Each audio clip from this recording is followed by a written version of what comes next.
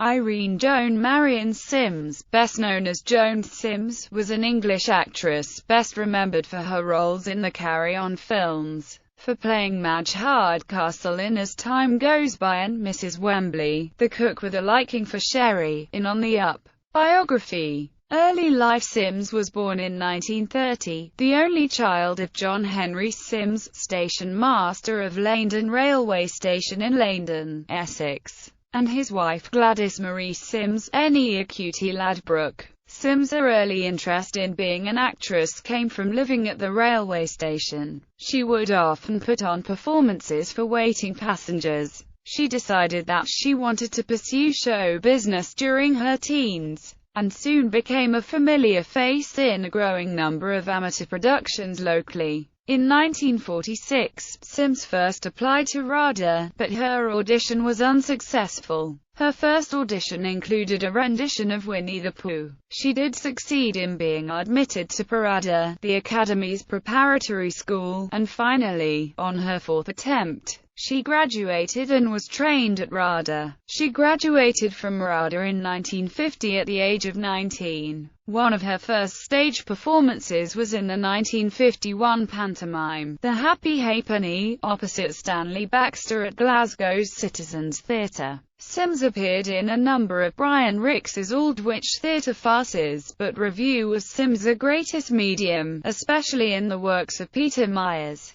In 1958, she got a part in Peter Coke's play Breath of Spring, which opened at the Cambridge Theatre in March, transferring to the Duke of York's Theatre in August 1958, which ran until April 1959. Sims preferred film to stage work. It was, of course, lovely to be in a successful play, to have the excitement of performing a hit to packed houses. But, on the other hand, I found it extremely difficult to keep a performance fresh, and I'd soon get bored. Acting career. Sims made her first film appearance in Will Any Gentleman, with George Cole in 1953, closely followed by Trouble in Store with Norman Wisdom. In 1954, she appeared as Miss Dawn in The Belle of St. Trinian's, and made a cameo appearance in Doctor in the House, opposite Dirk Bogarde as the sexually repressed nurse Rigor Mortis. Sims became a regular in the Doctors series, which was produced by Betty E. Box, and was hence spotted by Box's husband Peter Rogers. She had a small part in the 1957 film Carry On Admiral, unrelated to the later Carry On series and with no other cast members in common with the series.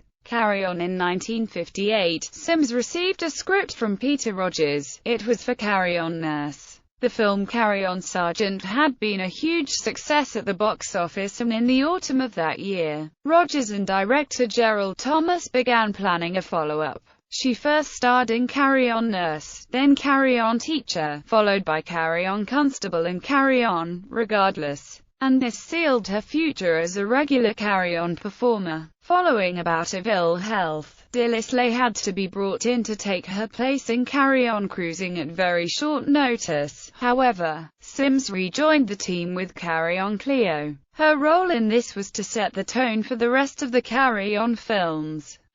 Or once the costumes were made for me, rather than my having to resort to some old dress that had been used before and had to have a new panel sewn in the back to accommodate my girth, which by now was unvaryingly plump. Sims' characters evolved from objects of desire in the early films to frumpy, nagging wives in the later ones, epitomized by the Emily Bung role in Carry On Screaming. Following the success of Carry On Cleo, she stayed with the films all the way though to the final one in the original series, Carry On Emmanuel. Sims appeared in 24 Carry On films in all. She did not return for the one-off revival film, Carry On Columbus. However, she did appear alongside Kenneth Williams in the radio show Stop Messing About in 1969-70. Prior to this she had worked on the BBC radio comedy Play It Cool, with Hugh Paddock and Ian Carmichael. Later work after the Carry On series ended in 1978, Sims continued to work on television. She appeared opposite Katharine Hepburn and Laurence Olivier in the award-winning 1975 television film Love Among the Ruins, and had a recurring role as Gran in the BBC comedy series Till Death Us Do Part. From 1979 until 1981, she played the recurring character Mrs. Bloomsbury Barton in Wurzel Gummidge for Southern Television. During 1986 and 1987, Sims starred as Annie Begley alongside Angela Thorne in the Yorkshire television sitcom Farrington of the FO. Also in 1986, Sims appeared in the long-running BBC science fiction series Doctor Who in the 4 episodes of The Trial of a Time Lord, The Mysterious Planet as Kathrika. She also played Miss Murgatroyd in the Miss Marple adaptation A Murder Is Announced. Betsy Prigg in a star-studded adaptation of Dickens' Martin Chuzzlewit, and Lady Fox Custard in Simon and the Witch. In 1987 she joined the cast on And There's More and was paired up with Nicholas Smith for a number of sketches for each episode as an old couple. In 1989, she appeared as a medium in the video for Morrissey's Ouija Board.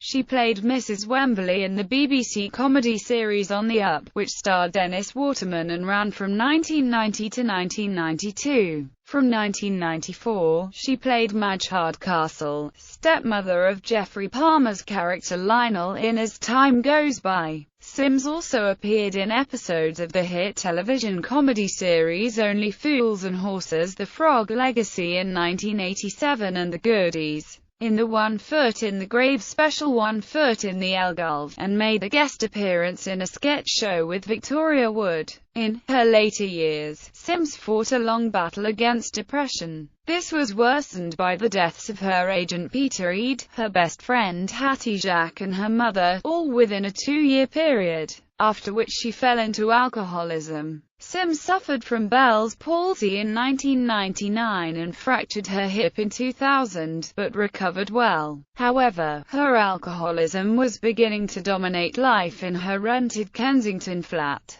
and she described herself as the Queen of Puddings. After assessment by a doctor, she was offered a place in a rehabilitation centre, but declined. Offered the opportunity to write her autobiography, she took a role in the BBC television film The Last of the Blonde Bombshells, alongside Dame Judi Dench and Olympia Dukakis. Music career. During 1963, Sims made several recordings. Hurry Up Gran, Oh Not Again Ken, was issued as a single, followed by Spring Song, Men. Both were produced by George Martin for the Parlophone label, but neither single made an impact on the UK singles chart.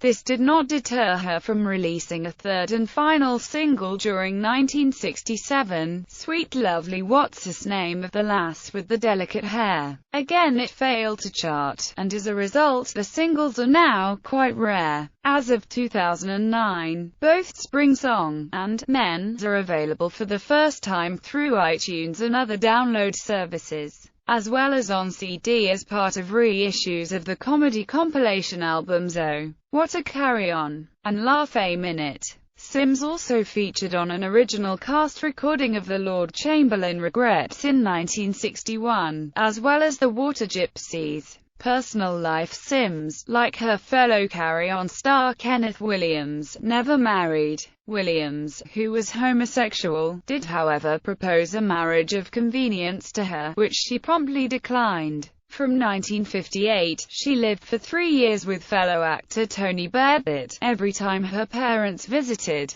she asked Baird to remove all of his belongings from their London flat. After she told her mother on a visit that she was living with Baird, her father wrote her a stern letter, condemning the relationship. Sims replied, telling her parents that they had to come to terms with Tony being an extremely important part of her life. For the next 6 months she had no contact with her parents. Sims was a devoted daughter and found the separation from her parents difficult. She continued living with Baird. The relationship began to founder, Sims said, due to her success and Tony Baird's failure as an actor. Sims writes, "Had house husbands been in vogue in those days, we'd have made an excellent couple. Since Tony was not very successful as an actor and I soon became the main breadwinner, if we had been able to accept that I would go out and earn the money and he would concentrate on running the home, things might have turned out better. For 3 years I was besotted with this lovable reprobate, but then the icing on the cake began to chip off and the love started to wear thin. I was virtually keeping him and the friction of the situation was getting harder to bear, of the breakup, which was finally triggered by Sims returning from a tour to find Baird had not done any washing or housework." She wrote, "I could tell that he was genuinely heartbroken, and so was I. But I had to do it for my own survival." Following this came a relationship with Jon Walters, whom Sims had known for a long time. He had been assistant stage manager for the play High Spirits, in which she appeared. They had had an innocent romance at the time, but they embarked on a more serious relationship after Sims's breakup with Baird. However, Sims never felt it would be a long-term relationship. Jon was a much moodier character than Tony. During what she described as the one broody phase of my life, they discussed marriage and children, but it came to nothing and the relationship, the last serious one of Sims's life, ended after around 2 years of living together. I never married because the right person never came along. I leave others to seek for darker explanations. For me it's extremely simple. High Spirits. The tone of Sims's autobiography High Spirits is revealing, frank and sometimes mordant. In Doctor@Sea I was cast again as the plain Jane character. My rival in love was played by Brigitte Bardot. Joan Sims versus Brigitte Bardot. I'll leave you to guess which of us got her man. Then the effects of the tablets rapidly started wearing off, as is the way with benzedrine, and